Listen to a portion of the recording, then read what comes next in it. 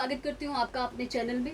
और अभी हम आपको लेकर आए हैं गुड़गांव कोर्ट। ये वो वकील है जो कि छोटी दामिनी नामक एक केस 2013 में बहुत ही तेजी से वायरल हुआ और सभी लोगों को पता है कि उस बच्ची के साथ क्या हुआ और पत्रकारों ने मिलकर उस बच्ची को क्या से क्या बना दिया, जिसकी वजह से उसकी स्कूल छूट गई, सोसाइटी में वो बच्ची नहीं रह पाई और अब वो सोसाइटी से कहाँ गुमनाम है किसी को नहीं पता। लेकिन अपने लिए न्याय की गुहार लगाने के लिए 2013 से 23 आ चुका है, 2023 चल रहा है ये, और अब तक लगातार वो इस चीज़ की न्याय की गुहार लगाना उसने बंद नहीं किया है।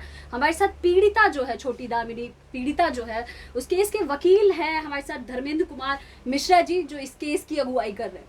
सर, सबसे पहले मैं स्वागत करती हूँ आपका अपने चैनल में। धन्यवाद आपका। सर, 2013 का वो मामला जो कि एक बच्ची के साथ हुआ, छोटी दामिनी जिसको नाम दिया गया, लगातार 10 वर्षों से जो है वो चल रहा है, लेकिन न्याय के नाम पर अब भी प्रश्नवाचक चिन्ह है। आज चार्ज पे बहस थी, क्या कुछ अंदर बहस हुई, कुछ बताएं। देखिए, आज दो बच्चे जो एक्यूज्ड, उनकी तरफ से आज चार्ज पे बहस हुआ और उनमें से एक मोहम्मद सोहेल जो आज के डेट में रिपब्लिक टीवी पे थे और उस वक्त वो इंडिया न्यूज़ में थे, और दीपक चौरसिया की तरफ से चार्ज पे आर्ग्यूमेंट हुआ। थोड़ा सा रिबर्टल उनके लिए मेरी तरफ से हुआ और यह केस आज अब जो है 19 अगस्त को ऑर्डर ऑन चार्ज पे रखा गया है। जी, न्यायिक प्रणाली की अगर हम बात करें, आप संविधान के ज्ञाता हैं, आपने पढ़ा हुआ है संविधान और उस पर बहस करते हैं। कहीं ना कहीं आपको लगता है कि संविधान की परिभाषा या न्याय की परिभाषा हर जो केस है, हर परिप्रेक्ष्य में अलग अलग हो जाती है?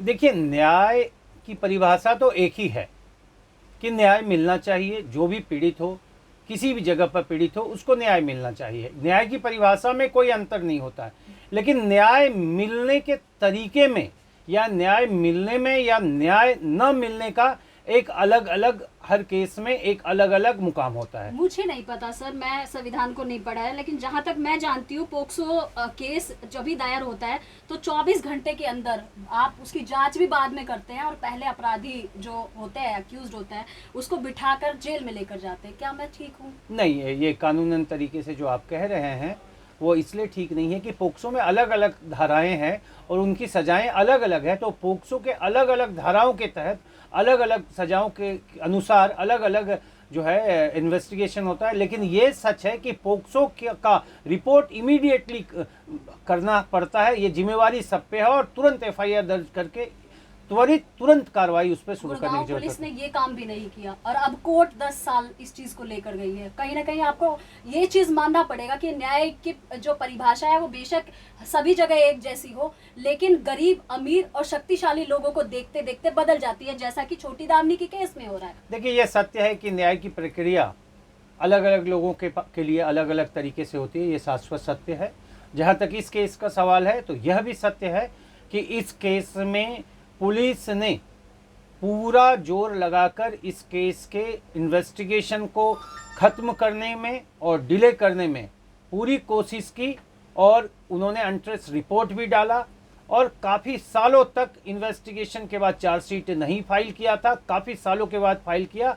ये तो जन जागरण मंच, हरिशंकर डब्लू जी, एपी सिंह जी, कोमल जी और कई अन्य लोगों ने, जिन्होंने सतत धरातल पे पुलिस के खिलाफ और तथ्यों पे और कोर्टों में कार्रवाई करते रहे, जिसके कारण पुलिस ने 2021 में चार्जशीट फाइल की। और चार्जशीट फाइल करने के बाद न्यायिक प्रक्रिया में मैं यह कहूँगा कि कोर्ट के द्वारा कार्रवाई सही चल रही है। तो कहीं ना कहीं आप इस तरीके से कहना चाहते हैं, जैसा कि आपने खुद भी इस चीज़ को एक्सेप्ट किया है, कि जो ये शाश्वत सत्य है कि हर बार जो है विक्टिम और अक्यूज्ड के ऊपर डिपेंड होता है कि केस को वो किस तरीके से घुमाते हैं। तो कहीं ना कहीं आप इस चीज़ को मानते हैं कि वो शक्तिशाली लोग हैं, इस वजह से जो बच्ची है, पीड़िता है, उसको न्याय नहीं मिल पा रहा है या देरी हो रही है? देखिए, ये तो एक दूसरे जांच का विषय है कि 9 साल तक, 8-9 साल तक क्यों नहीं चार्जशीट फाइल किया गया और पुलिस ने ये डिले क्यों किया इतना देर इन्वेस्टिगेशन में। ये बिल्कुल जांच का विषय है और ये दूसरा पहलू होता है कि इस डिले का फायदा किसको होता है।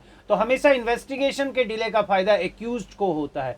तो इन्फरेंसेस कुछ भी आप लगा सकते हैं, लेकिन शाश्वत सत्य ये है कि इन्वेस्टिगेशन को डिले किया गया है इस केस में। जी, यहाँ पर जो नामी गिरामी पत्रकार हैं, जो 8 लोग हैं, जिसमें दीपक चौरसिया, चित्रा त्रिपाठी, अजीत अंजुम, मोहम्मद सोहेल सहित और भी 4 पत्रकार हैं। टोटल 8 पत्रकारों के ऊपर पोक्सो की धारा लगी है। सर, सबसे बड़ी बात, वो लगते ही नहीं है कि यहाँ पर वो एक अपराधी बनकर आते हैं। अपने साथ साथ बाउंसर रखते हैं, मीडिया कर्मियों के मोबाइल तक तोड़ देते हैं वो, उसके बाद उनके साथ बदतमीजियां भी करते हैं।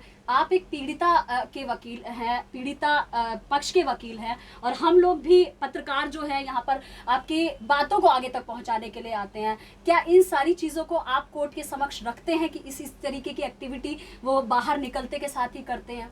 देखिए, गुंडाईपना तो गलत है ना सर? देखिए, मेरे आंखों के सामने इस तरह की कोई घटना अभी तक नहीं हुई है। सर, आपके पास लेटर है, वो कंप्लेन लेटर है जिसमें एक लड़की का मोबाइल तोड़ा गया और उसने कंप्लेन की है गुड़गांव पुलिस में, और वो लेटर भी आपके पास है। आप इस चीज को नकार नहीं सकते कि आपके सामने नहीं हुआ है। देखिए, मेरे पास वो लेटर मुझे दिखा, वाकया मेरे आंखों के सामने नहीं हुआ, नंबर 1। नंबर 2 कि पत्रकार महोदय जो यहाँ आते हैं वो एक बुद्धिजीवी हैं, और जिनके साथ भी गलत हुआ ये उनकी जिम्मेवारी है कि कानून के तहत वो उस कार्रवाई को आगे बढ़ाएं। वो शिकायत तब कर सकते हैं जब कानून में उनकी कार्रवाई ना हो। इसलिए मेरा उन सबसे निवेदन है, जिनके भी खिलाफ कुछ भी गलत हुआ है वो कानून में जाकर कानूनी तरीके से कार्रवाई करें। फिर मेरा प्रश्न वहीं पर आ जाता है, छोटी दामिनी को न्याय कब मिलेगा? छोटी दामिनी को न्याय की तरफ कार्रवाई चल रही है। चार्ज पे ऑर्डर रिजर्व हो चुका है कि कौन किस धाराओं के तहत चार्ज किया जाए, क्या क्या चार्ज लगाया जाए, क्या ना लगाया जाए, उस पर लगाए। तो हम न्याय के तरफ में बिल्कुल सही डायरेक्शन में आगे बढ़ रहे हैं, और कोर्ट जो है करीब करीब जो है त्वरित कार्रवाई कर रही है। कहीं ना कहीं कुछ सकारात्मक परिणाम आपको देखने को मिले हैं? लगता है कि उसको न्याय मिलेगा, या फिर वो एक रद्दी पेपरों की तरह पूरी फाइल एक दिन बंद हो जाएगी? नहीं, जो कानूनी प्रक्रिया के तहत कोर्ट में यह केस न्याय की तरफ आगे बढ़ रहा है। जी, तो ये थे हमारे साथ अधिवक्ता मिश्रा जी, जो कि छोटी दामिनी जो पीड़िता है उसके जो है वकील हैं। इन्होंने स्पष्ट तौर पर हमें अंदर रही हर जानकारी हम तक पहुंचाने का प्रयास किया।